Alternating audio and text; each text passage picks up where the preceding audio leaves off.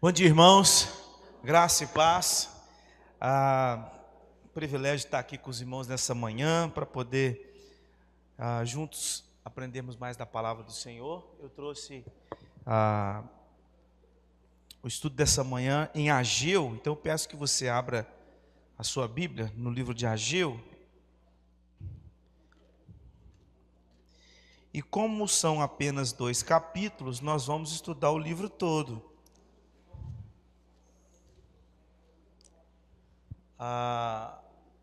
E aí nós vamos aprender um pouco sobre esse livro, a sua mensagem para nós nesta manhã. Obviamente, por se tratar de 2 capítulos, há muito assunto, e nós vamos fazer de modo bem panorâmico, para que nós possamos compreender a mensagem sem perder nenhum detalhe daquilo que o texto nos apresenta. Então deixa a sua Bíblia aberta no livro de Ageu. Nós vamos orar e vamos pedir ao Senhor que nos dê a sua graça para que nós possamos aprender da palavra dele. Pai bondoso, muito obrigado pelo privilégio que nós temos na manhã desse dia, de buscarmos o Senhor e aprendermos a tua santa palavra. Dia do Senhor, dia especial para nós, dia de estarmos juntos, celebrando ao Senhor, nos lembrando, ó Pai, da ressurreição do nosso Senhor e Salvador Jesus Cristo, cultuando ao Senhor, tendo um tempo de comunhão como irmãos na fé. Ó Deus bondoso, e nesta manhã, que o Senhor possa, por misericórdia e graça, alimentar o teu rebanho e me use como instrumento nas tuas mãos, ó Pai. Em nome de Cristo Jesus. Amém. Vamos lá, Ageu, livro de Ageu. Antes da gente ler aí os primeiros versículos, lembrar disso aqui. Vamos lá. A gente precisa entender o contexto de Ageu. Os 3 últimos livros do Antigo Testamento, Ageu, Zacarias e Malaquias, são profetas que o Senhor levantou depois que o povo de Israel voltou para a Canaã. Eles sofreram o cativeiro babilônico, ficaram lá por 70 anos e depois eles começam a retornar para Canaã em 3 comitivas. Então, eles passam por um período retornando, não volta todo mundo de uma vez. Então vem um primeiro grupo, depois vai um segundo grupo, depois um terceiro grupo. E tem um pessoal que não quis voltar, tem um pessoal que continuou lá. Mas boa parte do povo retorna para Canaã. Só que chegando em Canaã, o povo, ele chegou, começou a reconstruir a cidade.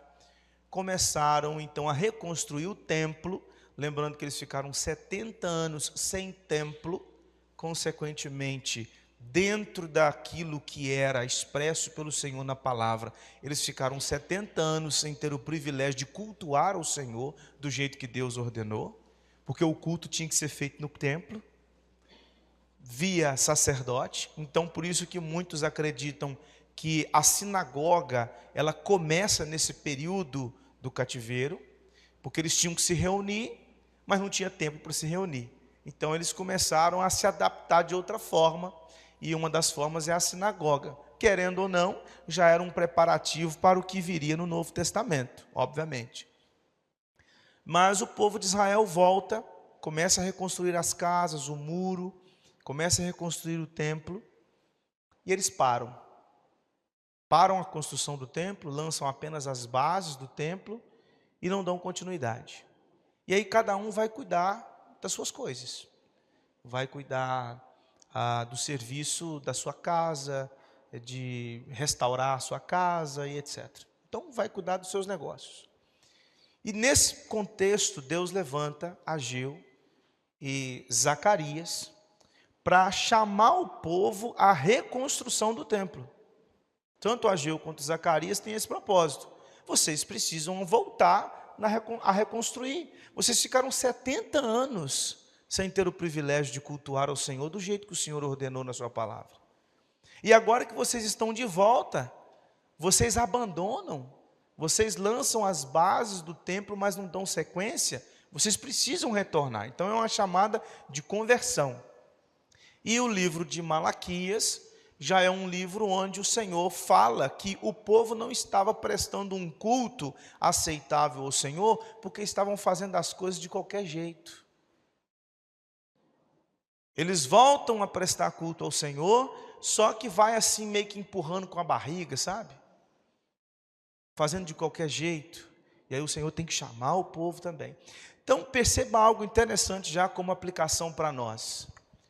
Nós, povo de Deus, nós somos igual menino. Você que é pai, você sabe muito bem o que eu vou falar. Quantas e quantas vezes você falou a mesma coisa para a criança, bateu, pôs de castigo, daqui a pouquinho ela está fazendo tudo de novo. Nós somos do mesmo jeito. Deus chamou os profetas antes do cativeiro e disse: vocês precisam parar com essa idolatria, vocês precisam se voltar para mim, senão eu vou levantar os caldeus como chicote, como vara, e eu vou dar uma coça em vocês. E o povo de Israel faz o quê? Continua na idolatria, continua longe do Senhor. E aí Deus levanta os caldeus, eles se tornam um chicote, vara na mão de Deus, e chicoteia Israel por 70 anos. Quando o povo sai do castigo e volta para Canaã, o que a gente espera? Que o povo agora, vai ajeitar a sua vida, Sofremos o castigo, apanhamos com força, agora é hora de fazer a coisa do jeito certo. Não, continua tudo errado. O povo continua na idolatria, só que agora a idolatria não é mais a idolatria de servir a outros deuses dos povos vizinhos, mas a idolatria dos bens, dos recursos pessoais, a idolatria da sua própria casa, a idolatria de si mesmo. Então o povo continua na idolatria, só com outro tipo de idolatria. E Deus tem que levantar mais 3 profetas.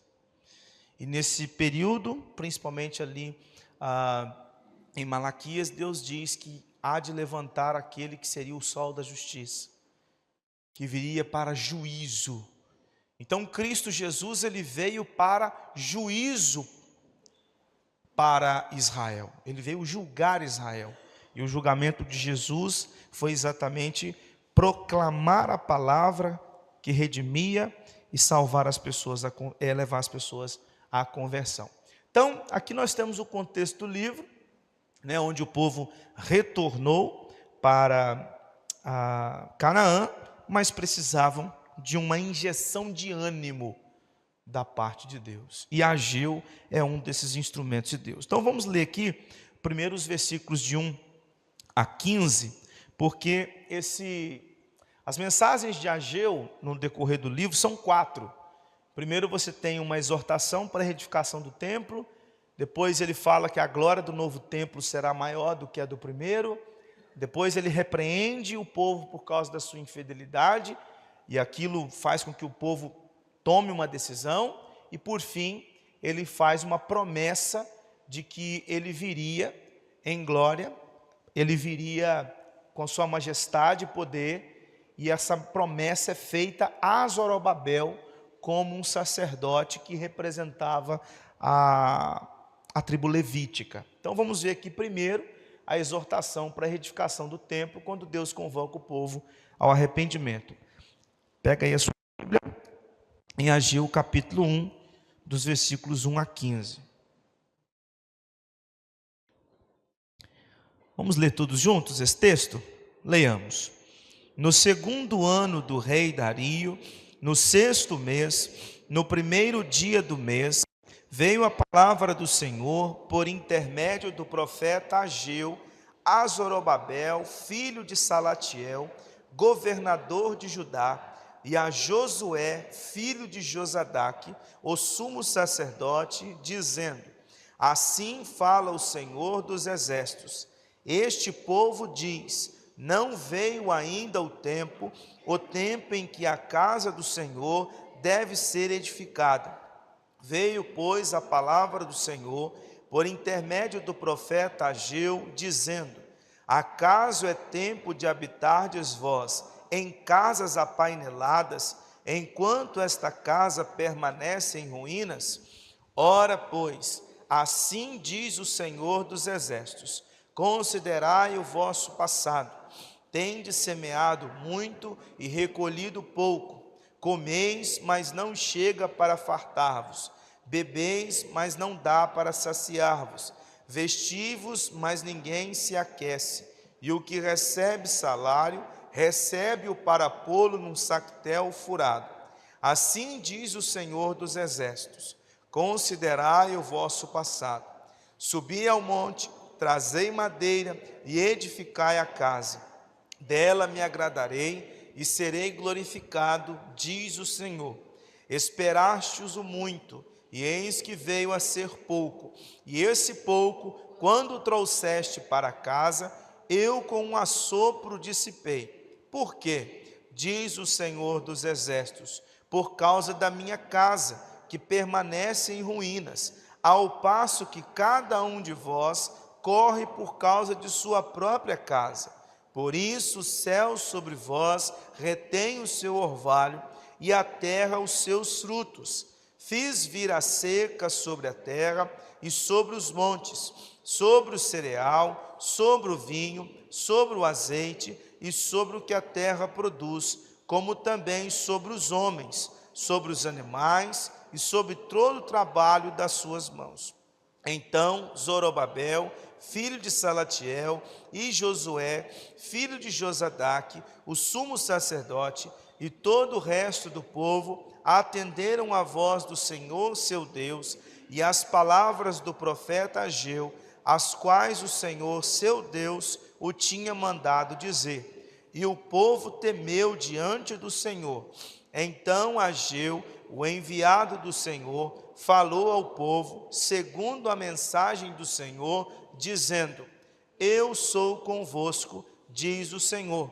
O Senhor despertou o espírito de Zorobabel, filho de Salatiel, governador de Judá, e o espírito de Josué, filho de Josadaque, o sumo sacerdote, e o espírito do resto de todo o povo. Eles vieram e se puseram ao trabalho na casa do Senhor dos Exércitos, seu Deus, ao 24º dia do 6º mês.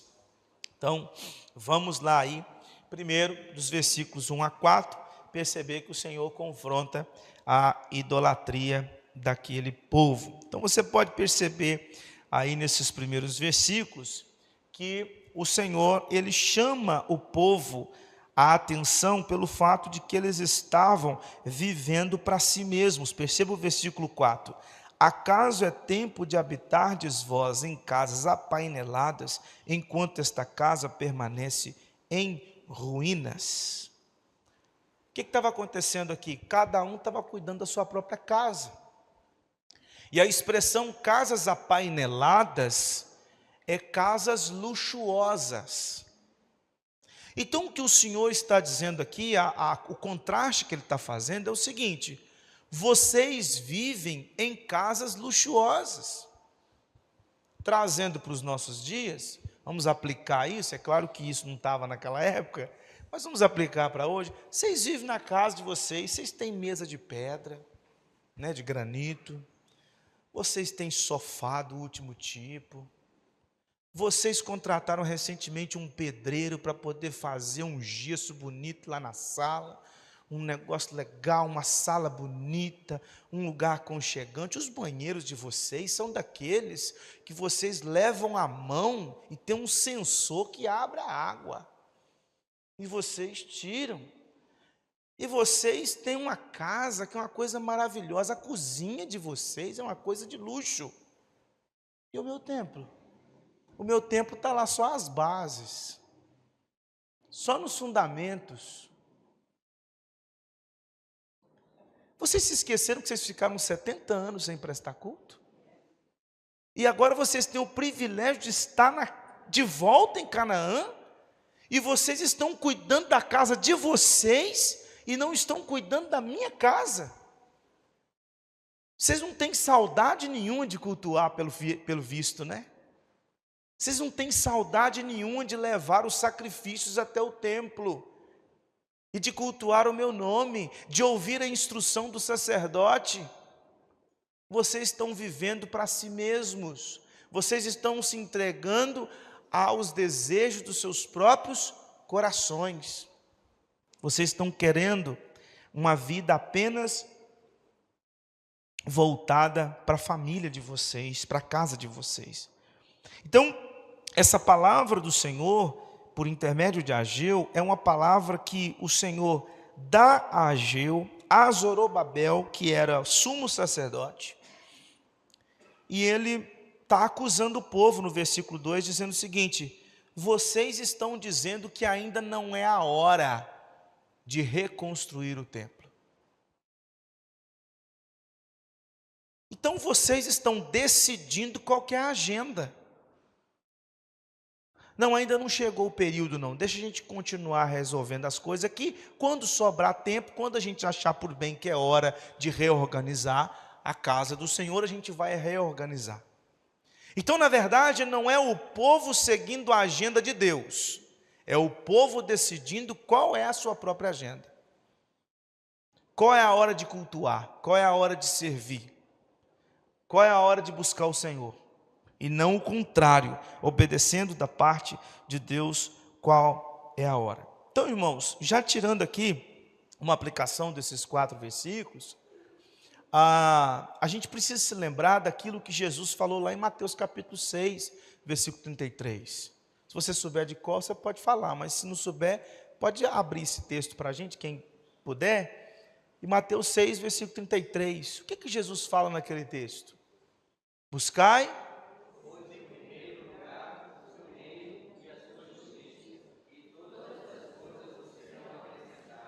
Em que ocasião que Jesus falou isso?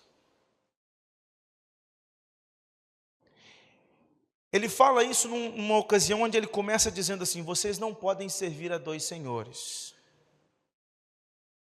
Ou vocês vão se agradar a um e desagradar ao outro, porque vocês não podem servir a Deus e às riquezas. E aí começa o versículo 25: não andeis ansiosos quanto ao que comer, ao que vestir. Vocês não sabem que o Senhor é quem cuida de vocês? Vocês valem muito mais do que os pássaros, vocês valem muito mais do que os lírios do campo. Então vocês não... Se Deus criou vocês com a necessidade de se vestir, será que Ele não vai dar roupa para vocês? Então, em primeiro lugar, não se preocupe com roupa e nem com comida. Se preocupe em me buscar em primeiro lugar. Esse era o problema do povo de Israel depois do cativeiro. Vocês estão se preocupando com a casa de vocês. Vocês não estão se preocupando comigo. Eu não estou no centro da vida de vocês. Vocês foram castigados e vocês continuam distantes. E alguns de nós, irmãos, às vezes estamos cometendo os mesmos erros dos judeus, buscando uma vida para si mesmo. Jesus, Deus, a vida cristã é apenas um acessório em nossa jornada nesse mundo. A vida cristã se resume simplesmente a estar presente em alguma atividade religiosa. Mas Deus, Cristo, não é o centro, não é aquilo que eu busco em primeiro lugar. E a pergunta que eu te faço é: Jesus está no centro da sua vida? Não foi não.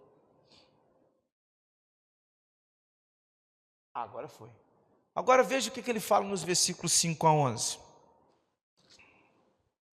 O Senhor mostra as consequências disso. Olha só. Considerai o vosso passado. Ele fala 2 vezes isso. Versículo 5 e versículo 7. Considerai o vosso passado. Considerai o vosso passado. Tendes semeado muito e recolhido pouco. Comeis, mas não chega para fartar-vos. Bebeis, mas não dá para saciar-vos. Vestivos, mas ninguém se aquece. O que recebe salário, recebe para pôr num saquetel furado. O que o Senhor está falando aqui para o povo? Vocês comem e não estão satisfeitos, vocês bebem e não estão satisfeitos, a roupa que vocês têm não resolve, e o dinheiro de vocês passa pelo bolso. O dinheiro de vocês passa pelo bolso. Subi ao monte, trazer madeira, versículo 8. Edificai a casa, dela me agradarei e serei glorificado. Esperastes o muito, e eis que veio a ser pouco. E esse pouco, quando trouxeste para casa, eu com um assopro dissipei. Por quê? Por causa da minha casa, que permanece em ruínas, ao passo que cada um de vós corre por causa de sua própria casa. Por isso, os céus sobre vós vos retém o seu orvalho, e a terra os seus frutos.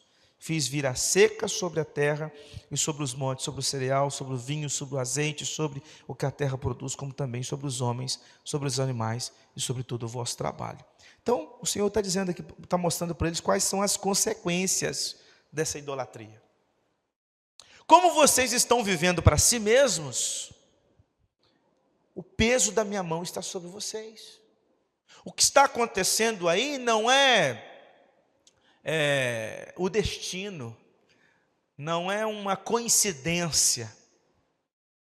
Vocês estão plantando e não estão conseguindo colher, e não é porque simplesmente a terra não está produzindo fruto, é porque eu não estou permitindo que a terra produza.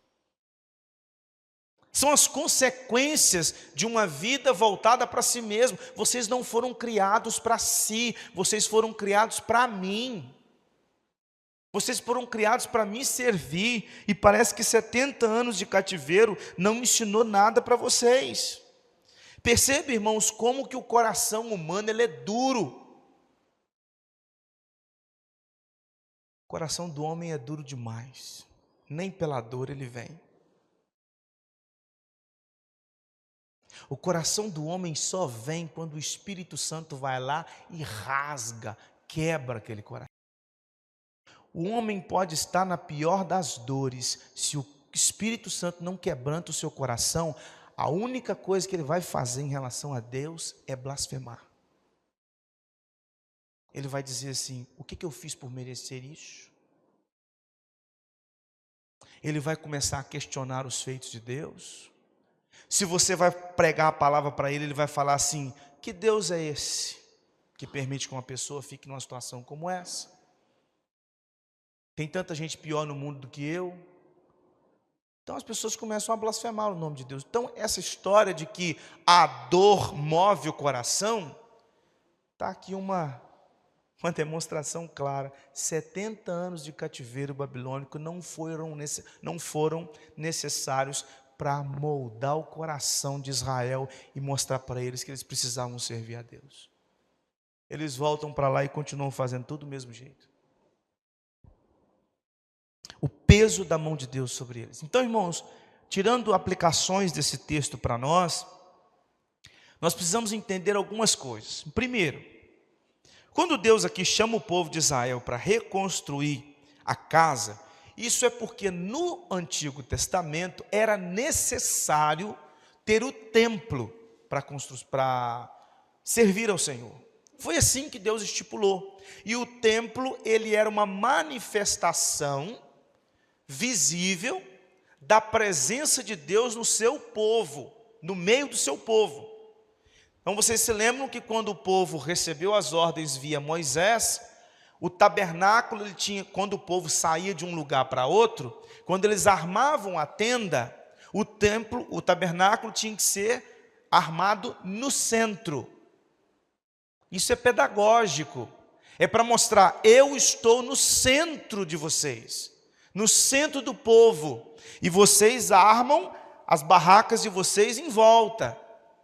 Quando Deus institui o templo via Davi, depois Salomão que vai construir, o templo também significava isso, a presença de Deus no meio do seu povo.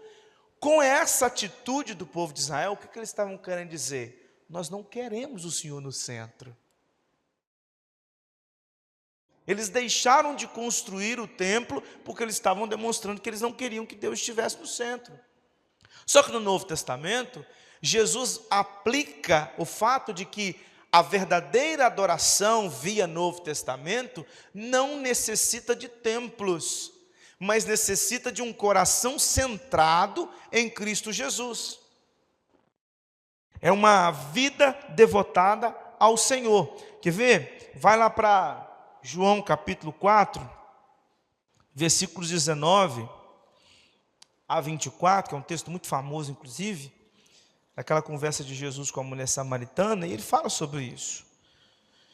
João capítulo 4, versículo 19 a 24. Oi? Está ali, né? O Senhor disse à mulher: vejo que tu és profeta.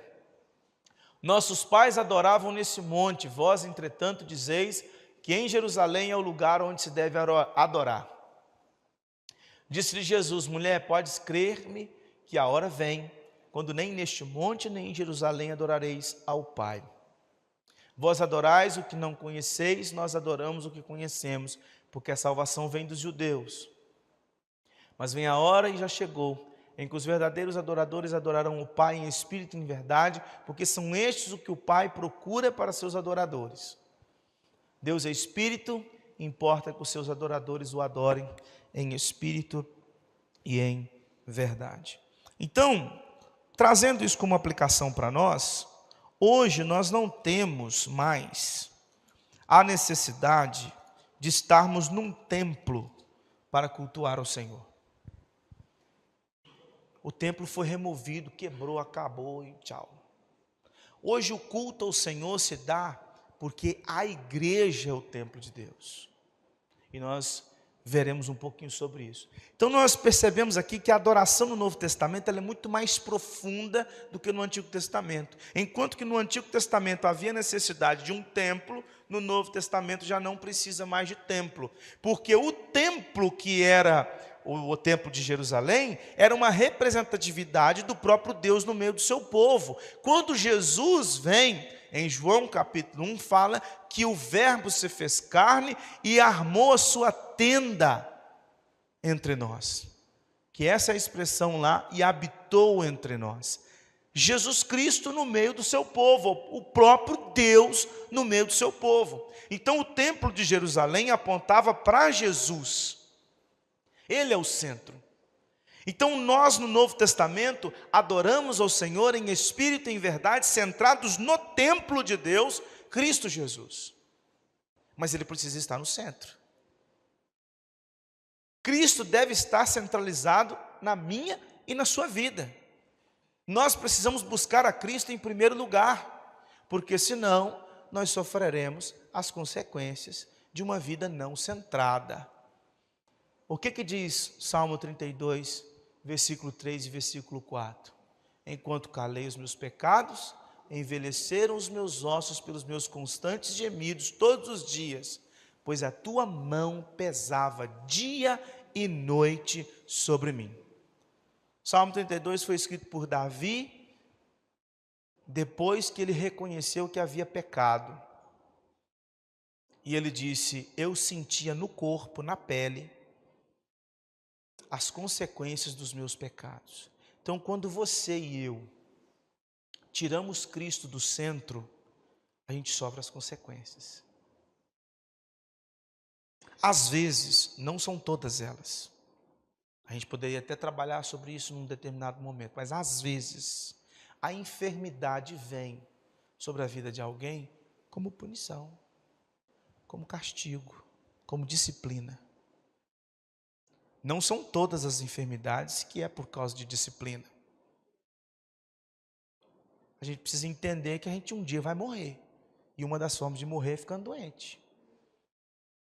Até mesmo se você bater o carro, se você for conversar com um médico, a pessoa morreu num acidente de trânsito, o médico vai explicar que a pessoa faleceu porque houve um impacto no seu, vai explicar lá do jeito deles lá, e aquilo causou uma lesão e trouxe uma enfermidade no corpo, e essa enfermidade gerou morte.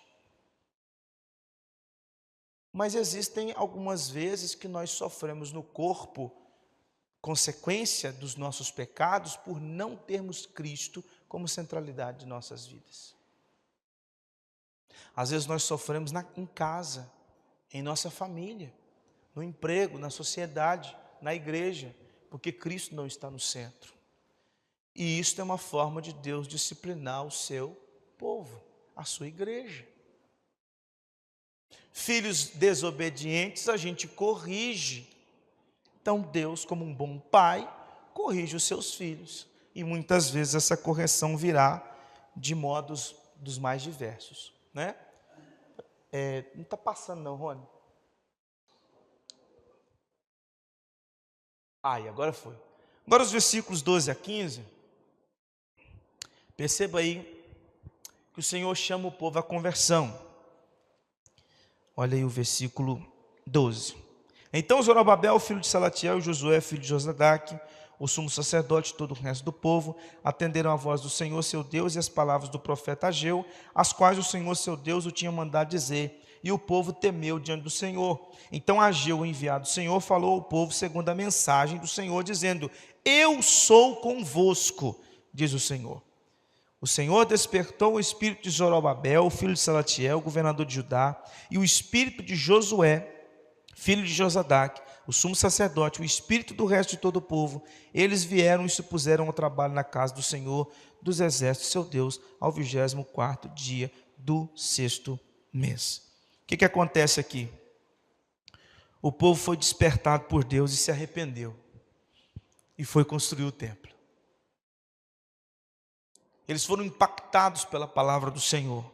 E perceba aqui que o Senhor despertou o espírito. Então perceba que se Deus não atuar, o homem ele não consegue dar o passo necessário. É o Espírito de Deus.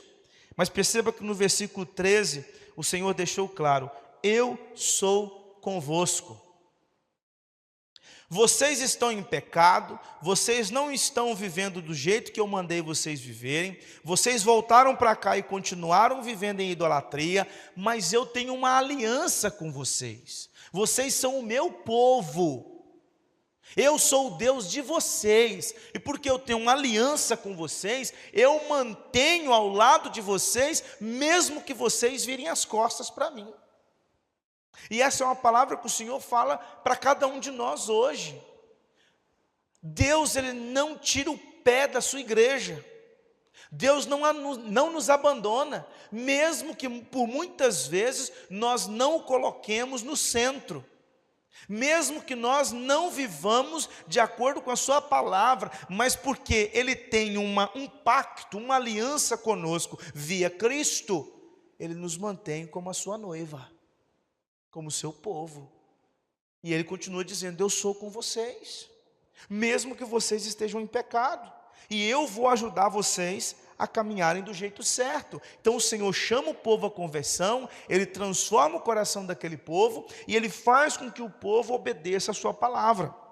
Trazendo isso como aplicação, quando a gente vai lá para Hebreus capítulo 4, os versículos 12 e 13, fala que somente a palavra de Deus é capaz de penetrar no coração humano.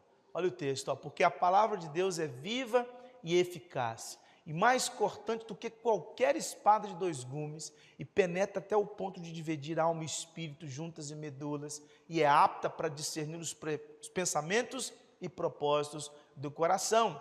E não há criatura que não seja manifesta na sua presença. Pelo contrário, todas as coisas estão descobertas e patentes aos olhos daquele a quem temos de prestar contas.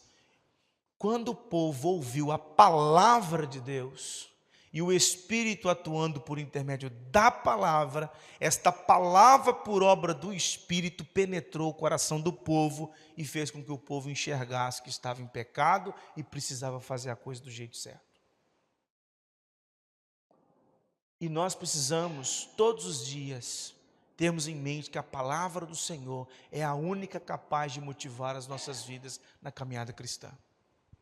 Irmãos, se a palavra de Deus não trabalhar no coração da pessoa, não importa o que você faça ou deixe de fazer, nada motiva ninguém no serviço ao Senhor do que a própria palavra de Deus. Porque nós precisamos fazer isso para motivar o povo. Isso não motiva. Nós precisamos fazer aquilo para poder motivar. Nós precisamos fazer aquilo outro para motivar. Não, isso não motiva. O que motiva crentes a servirem ao Senhor do jeito agradável ao Senhor é a palavra de Deus. É ela que descortina o nosso coração e nos faz enxergar os nossos pecados e nos leva a viver de modo agradável ao Senhor. Porque senão a gente fica procurando artifícios. Vamos motivar os jovens da igreja. Aí joga a palavra de lado e cria um monte de coisa que não tem nada a ver para poder tentar motivar. O que vai fazer é o pessoal começar a vir no culto 2, 3, 4 domingos, daqui a pouco todo mundo racha fora. Aí você tem que ficar de motivação em motivação de tempo em tempo, para poder segurar. É por isso que tem muitas igrejas aí que só vivem de programa, que é uma forma de motivar os outros, porque na hora que acende o fogo vai acabando, né? Aí você tem que reacender o fogo de novo, aí vai acabando. Então você vai criando programação em cima de programação, programação em cima de programação, programação em cima de programação, mas quando as pessoas são impactadas pela palavra, a palavra queima, e mantém o coração ardendo pela alegria de servir a Cristo. É a palavra que motiva o nosso coração. E às vezes, irmãos, nós estamos numa vida cristã tão apática, anêmica, que nós precisamos orar para orar. E aqueles crentes estavam assim, eles estavam anêmicos, apáticos na sua caminhada cristã. E muitas vezes nós também estamos assim. Muitas vezes nós caminhamos nesse mundo, estamos distantes do Senhor, estamos frios na fé, e aí você pergunta para a pessoa: você tem buscado orar? Está sendo tão difícil orar. Está sendo tão difícil buscar o Senhor, meu filho, então ora para orar. Então faz aquela oração rápida assim: Senhor, me ajude a orar. Senhor, me ajude a orar. Senhor, me ajude a orar. Daqui a pouco não passa.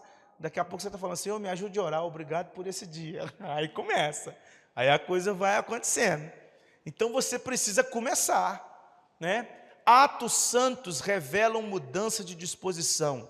Esse povo foi transformado pelo poder do Espírito de Deus e por isso revelaram essa mudança nos atos.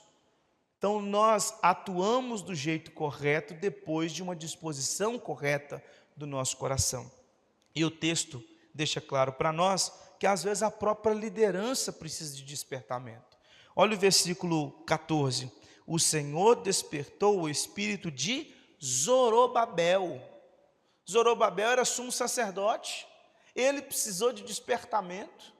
E às vezes a liderança, nós como líderes, precisamos de despertamento para conduzir o rebanho do Senhor. Agora vamos para o capítulo 2.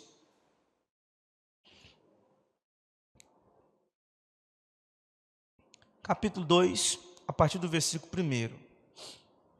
No segundo ano do rei Dario, no 7º mês, ao 21º do mês, veio a palavra do Senhor por intermédio do profeta Ageu, dizendo: Fala agora a Zorobabel, filho de Salatiel, governador de Judá, e a Josué, filho de Josadaque, o sumo sacerdote, e ao resto do povo, dizendo: Quem dentre vós que tenha sobrevivido contemplou esta casa na sua primeira glória?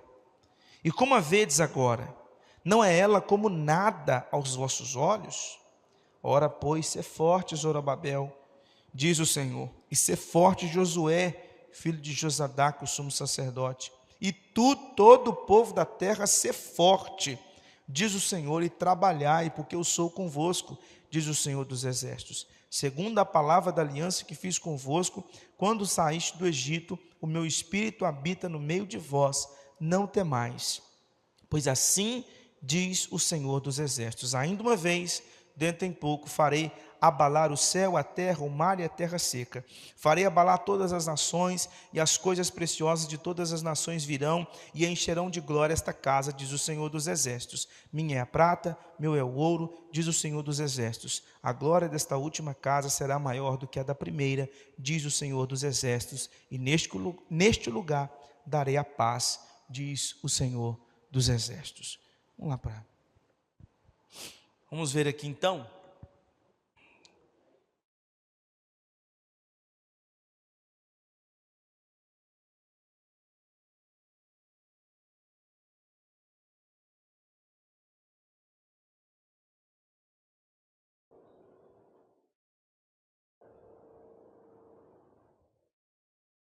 Foi.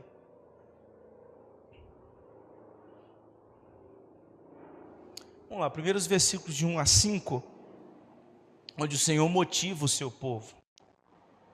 Deus então motivou o povo de Israel, nos versículos de 1 a 5 aqui, para que eles pudessem continuar na construção, porque eles ainda estavam angustiados.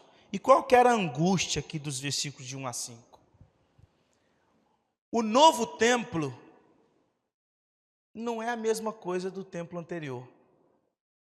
Porque o templo de Salomão era magnífico, era algo incrível, era algo que fazia brilhar os olhos. E o povo começou a construir, e o texto lá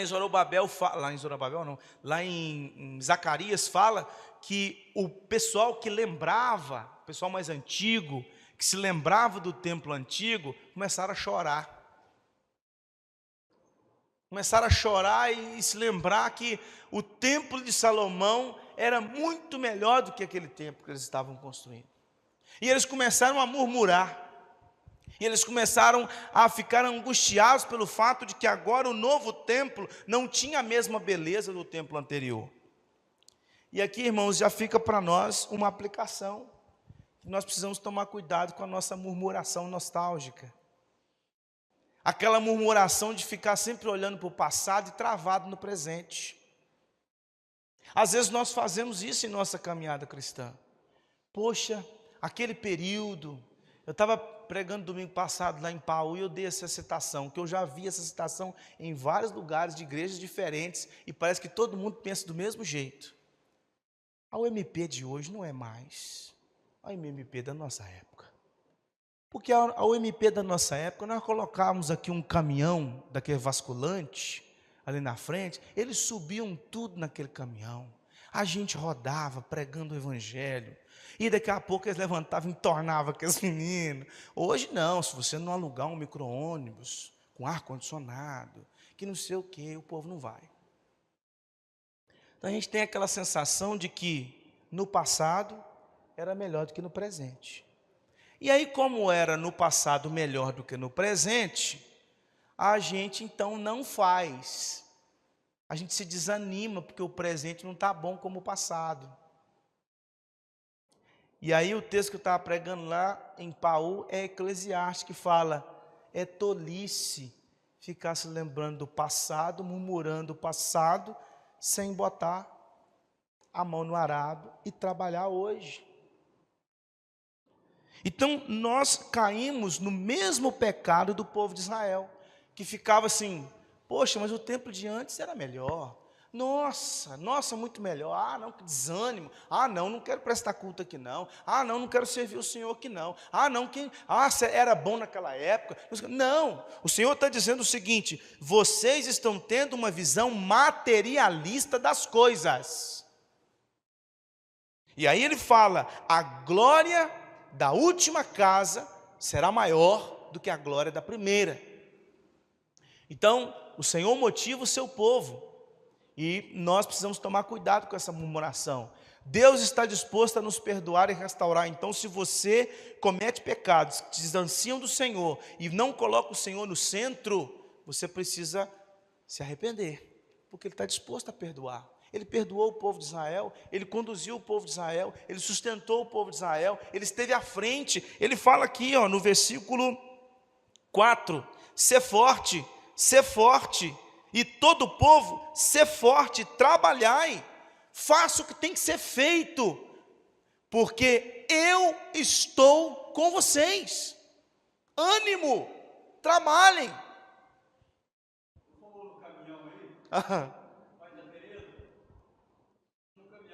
Aí, ó, não estou falando com você?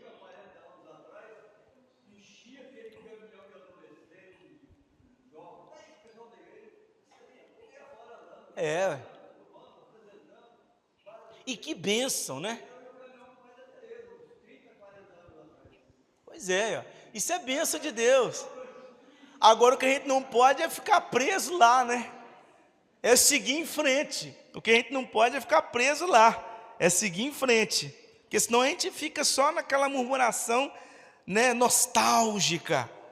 Então perceba que Deus está disposto a nos perdoar e restaurar. E é isso que ele fala: ser forte, ser forte, ser forte e trabalhai, porque eu sou convosco. Deus é a força que nós precisamos para avançar. Onde o seu coração está buscando forças?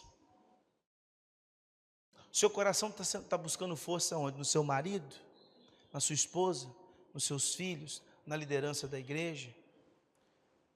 No governador do estado? No presidente da república? O seu coração está buscando forças num novo sistema? Onde o seu coração está buscando forças? Deus é a força do seu povo. Ser forte, ser forte, ser forte. Trabalha, faz, porque eu estou com vocês. Corações transformados são obedientes. E o povo, então impactado pela palavra, obedeceu ao Senhor. E dos versículos 6 a 9, o Senhor diz que encherá o templo com a sua glória. Olha só: pois assim diz o Senhor dos exércitos: ainda uma vez, dentro em pouco, farei abalar o céu, a terra, o mar e a terra seca. Farei abalar todas as nações, e as coisas preciosas de todas as nações virão, e encherei de glória esta casa, diz o Senhor dos exércitos. Minha é a prata, meu é o ouro, diz o Senhor dos exércitos. A glória desta última casa será maior do que a da primeira, diz o Senhor dos exércitos, e neste lugar darei a paz, diz o Senhor dos exércitos. Do que Deus está falando aqui dos versículos 6 a 9? Por que a glória da segunda casa seria maior do que a da primeira?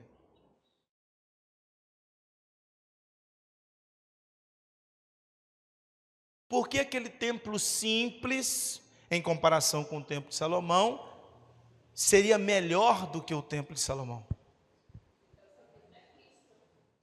Se referindo a Cristo. Exatamente. A glória da última casa será maior do que a da primeira, por dois motivos. Aquele templo que foi reconstruído, depois ele foi reformado por Herodes. Quando Jesus vem, nos dias de Jesus, esse templo aqui havia sido reformado por Herodes. E aí, Ageu está dizendo que a glória da última casa será maior, e ele fala aqui, ó: eu encherei de glória esta casa.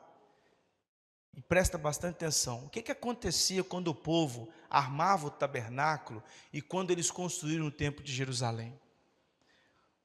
O texto bíblico diz que a glória de Deus enchia aquele lugar, ao ponto que os sacerdotes, inclusive, saíam pulando pela janela, né? Porque onde a presença de Deus chega, pecadores não ficam, né? Então eles pularam. E aí o texto fala que encheu a glória a casa de fumaça e tal. Então é exatamente isso.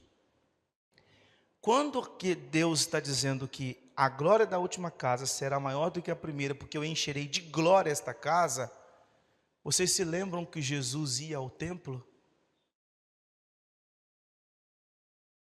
Jesus ia ao templo, ele debateu com os doutores da lei no templo. Ele, como filho de israelitas, ia ao templo prestar culto. Então, em primeiro momento, ele está dizendo o seguinte, que a casa entrou na casa, o templo entrou no templo. Deus entrou no ambiente que representava Ele mesmo. A glória do Senhor encherá esta casa. Deus está ali. Deus está dentro do templo que apontava para Ele. E em segundo momento, o próprio Cristo. A glória da última casa será maior do que a da primeira, porque a glória do corpo de Cristo, que é o templo real, é muito maior do que paredes, do que madeira, do que pano. A glória é o corpo de Cristo, o Deus eterno encarnado no meio do seu povo, a casa, o tabernáculo de Deus no meio do povo. Então, por isso que a habitação suprema do Senhor não é a casa, não é o templo, mas é o próprio Cristo. E é por isso que lá em 1 Pedro capítulo 2, os versículos 1 a 10, Pedro diz que agora a adoração do Novo Testamento não requer templos, porque nós somos as pedras vivas. Porque a partir do momento que Cristo ressuscitou dos mortos e foi assunto aos céus, qual o templo que ele deixou na terra? Não foi o templo de Jerusalém, ele deixou a igreja. E a igreja, conforme Paulo fala em Efésios capítulo 2, é o templo, é o edifício do Espírito Santo. Então a igreja reunida são pedras que organizam, que moldam o templo. Então as pedras que compõem este templo aqui são vocês. Esse ambiente aqui é um ambiente onde nós nos reunimos para nos acolher da chuva, do sol, né? Para ter um ambiente aconchegante para a gente se reunir e tal. Mas quando a gente sai daqui, saiu a igreja do prédio. O prédio continua aqui. É um ambiente de reunião, mas não é o templo de Deus. O templo de Deus é o povo, é a igreja. O templo de Deus é composto de pedras que têm corpo e alma, tem sangue. Então somos nós. Então o Novo Testamento não requer mais templos, porque Deus está habitando no meio do seu povo, porque quando Cristo foi assunto aos céus, ele envia o outro Consolador, e esse Consolador habita a sua igreja, ele dá à sua igreja dons, ele usa a sua igreja, e é o templo onde eles podem servir o nome do Altíssimo, de modo supremo, pleno e eterno, que é a glorificação. É o dia onde nós estaremos com o Senhor pelos séculos dos séculos, numa relação íntima, jamais vista até hoje, porque nós ainda não conseguimos, irmãos, termos uma boa intimidade com o Senhor por causa do pecado. O pecado é uma desgraça no nosso meio. Ele atrapalha a nossa relação com o Senhor.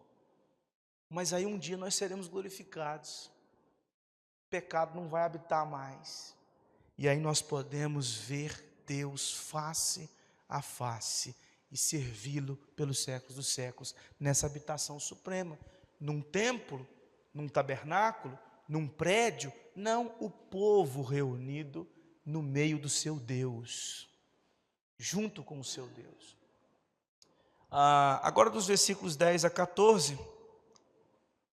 ao 24º dia do mês 9, no segundo ano de Dario, veio a palavra do Senhor por intermédio do profeta Ageu, dizendo: assim diz o Senhor dos Exércitos, pergunta agora aos sacerdotes a respeito da lei, se alguém leva carne santa na orla de suas vestes, e ela vier a tocar o pão, ou no cozinhado, ou no vinho, ou no azeite, ou em qualquer outro mantimento, ficará isso santificado? Responderam os sacerdotes: não. Então perguntou a Ageu: se alguém que se tinha tornado impuro pelo contato com um corpo morto tocar em alguma destas coisas, ficará ela imunda? Responderam os sacerdotes: ficará imunda. Então prosseguiu Ageu: assim é este povo e assim essa nação perante mim, diz o Senhor, assim é toda a obra das suas mãos, e o que ali oferecerem tudo é imundo. Trocando em miúdos, o que o Senhor está falando aqui? Gente que está em pecado, tudo que faz contamina.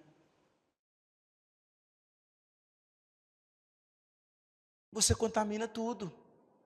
Você contamina a sua família, você contamina a igreja. Vocês se lembram? Esqueci o nome agora, me ajude a lembrar aí, daquele que escondeu a capa? Acã. O pecado de Acã trouxe a ira, atraiu a ira de Deus sobre a comunidade. Então, os nossos pecados não confessados, eles tornam as nossas ações imundas, e a gente se torna um problema dentro da nossa casa, a gente se torna um problema dentro da família, dentro da igreja, porque aonde a gente atua, aonde a gente vai, o pecado contamina. Então, pecados não confessados contaminam a igreja, E pecados não confessados contaminam a família, porque o pecado ele acaba contaminando as nossas ações. Olha os versículos 15 a 17. Agora, pois, considerai tudo o que está acontecendo desde aquele dia, antes de pôr pedra sobre pedra no templo do Senhor. Antes daquele tempo, alguém vinha a um monte de 20 medidas e havia somente 10. Vinha ao lagar para tirar 50 e havia somente 20. Eu vos feri com queimaduras e com ferrugem, com saraiva, em toda a obra das vossas mãos, e não houve entre vós quem voltasse para mim, diz o Senhor. Nesse texto, o Senhor está chamando a atenção do povo dele, pelo fato de que eles careciam da misericórdia e da graça do Senhor. Pode passar aí para mim?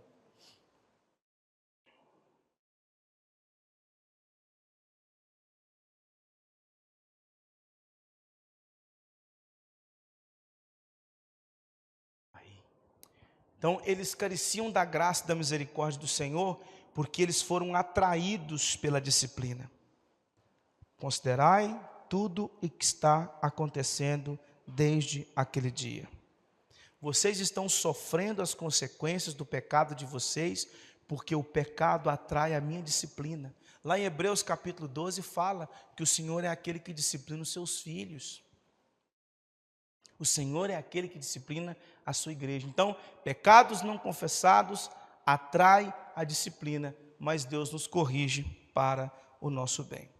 Seguindo, considerai, eu vos rogo, desde este dia em diante, desde o 24º dia do mês 9, desde o dia em que se fundou o templo do Senhor, considerai nestas coisas. Já não há semente no celeiro, além disso a videira, a figueira, a romeira e a oliveira não têm dado seus frutos, mas desde este dia vos abençoarei.